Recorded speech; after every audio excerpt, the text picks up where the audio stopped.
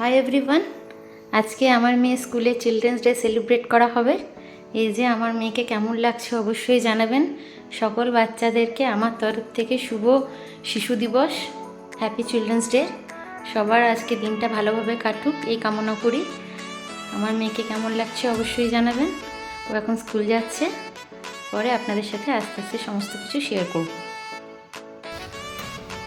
এই যে মেয়েকে আনতে যাচ্ছি, আপনাদের সাথে স্কুলের ভিডিওটা শেয়ার করব, পরে স্কুলে যাই নিয়ে দেখাবো।